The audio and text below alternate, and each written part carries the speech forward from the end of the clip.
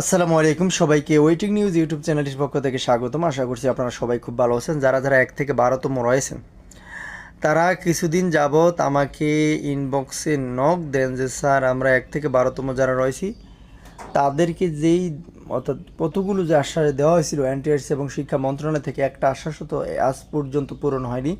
তা আমাদেরকে কি কোনোভাবে বিশেষ গণবিজ্ঞপ্তি দেবে কি না, এনটিআরসি থেকে তো আমরা কোনোভাবেই কোনো তথ্য পাচ্ছি না।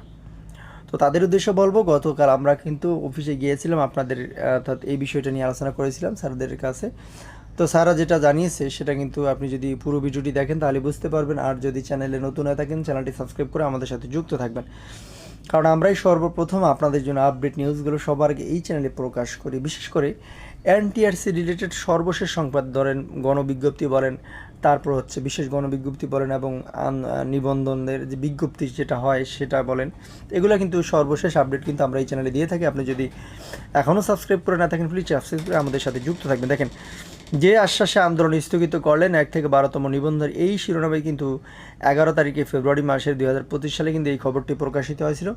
যেখানে দেখেন যারা আন্দোলন করেছিলেন তাদের একাংশ ছবি কিন্তু এখানে দেওয়া রয়েছে। এখানে কী লেখা আছে, 1 থেকে 12তম নিবন্ধিত নিয়োগ যারা প্রত্যাশী রয়েছে তারা তাদের, তো এখানে লেখা আছে 1 থেকে 12তম নিবন্ধনীদের আন্দোলন, শিক্ষা মন্ত্রণালয়ের আশ্বাসে শিক্ষক পদে নিয়োগের দাবিতে চলমান আন্দোলন স্থগিত করেছেন 1 থেকে 12তম নিবন্ধন পরীক্ষায় উত্তীর্ণরা। অর্থাৎ তারা যে আন্দোলন করেছিল যে তাদেরকে বিশেষ গণবিজ্ঞপ্তি প্রদান করার জন্য, সেই আন্দোলনের মাধ্যমে এটা কিন্তু এনটিআরসি থেকে শিক্ষা মন্ত্রণালয় থেকে তাদেরকে জানিয়েছে যে আপনাদেরকে আমরা বিশেষ গণবিজ্ঞপ্তিতে আবেদন করার সুযোগ দেব, আপনারা এখন বাসায় ফিরে যান। এবং দেখেন, দ্রুত সময়ের মধ্যে নিয়োগের দাবি পূরণের আশ্বাসের প্রেক্ষিতে আন্দোলন স্থগিত করেছেন তারা বলে জানা গেছে, এবং দ্রুত সময়ের ভিতরে তারা কিন্তু এই নিয়োগটা দিবে এটাও কিন্তু বলেছে। এ বিষয়ে 1 থেকে 12তম আন্দোলনের উপদেষ্টা আমির আসাফ দাড়ি ক্যাম্পাসকে বলেন, মন্ত্রণালয়ের যুগ্ম সচিব মোহাম্মদ বরাদ হোসেন চৌধুরীর সঙ্গে আমরা কথা বলেছি। শিক্ষা উপদেষ্টা এবং শিক্ষা সচিবের প্রতিনিধি হিসেবে তিনি আমাদের সঙ্গে কথা বলেছেন। দ্রুত সময়ের মধ্যে আমাদের জন্য আলাদা গণবিজ্ঞপ্তির ব্যবস্থা করার আশ্বাস দেওয়ায় আন্দোলন স্থগিত করা হয়েছে। দেখেন, ওই বারবার একই কথা যে দ্রুত সময়ের মধ্যেই আপনাদেরকে এই গণবিজ্ঞপ্তি দেব, আপনারা অর্থাৎ আবেদন করতে পারবেন।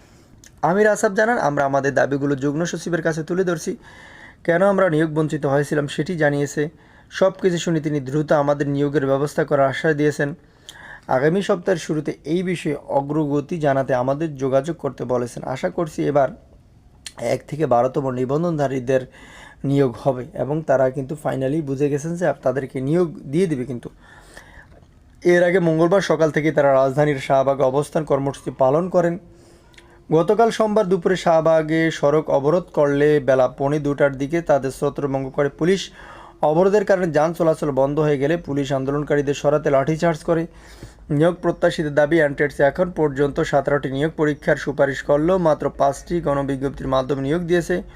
তাদের বাসায় এতে প্রায় 12 থেকে 13 হাজার যোগ্য ব্যক্তি বৈষম্য শিকার হয়েছেন। তারা আরও দাবি করেন, বহু শিক্ষক নিবন্ধন সনদধারী একাধিকবার পরীক্ষা পাশ করেও শিক্ষক পদে চাকরির সুযোগ পাননি, অথচ কিছু লোক আবেদন ছাড়াই নিয়োগ পেয়েছেন। তো যাই হোক, আমরা কালকে কিন্তু অফিসে গিয়েছিলাম, এটা নিয়ে আলোচনা করেছিলাম। তারা আমাদেরকে যেটা বলেছে যে দেখেন, আমরা কিন্তু নিয়োগ দিতে কোনো সমস্যা নেই, কারণ হচ্ছে আমরা কিন্তু দেখতে পারতেছি অনেক শূন্যপদ থেকে যাবে। ষষ্ঠ গণবিজ্ঞপ্তিতে প্রায় 50,000 মতো শূন্যপদ থেকে যাবে। আমরা যদি এই শূন্যপদগুলোতে 1 থেকে 12তম নিবন্ধনধারীদের যদি নিয়োগ দিতে পারি তাহলে আমাদের সমস্যা কথা। কিন্তু কিছু আইনি জটিলতা রয়েছে, এই আইনি জটিলতা যদি কাটাতে পারি তাহলে কিন্তু আমরা সুযোগ দিব তাদেরকে আবেদন করার। তো এটুকুই, পরবর্তী নিউজ দেখার আমন্ত্রণ রইল। আসসালামু আলাইকুম।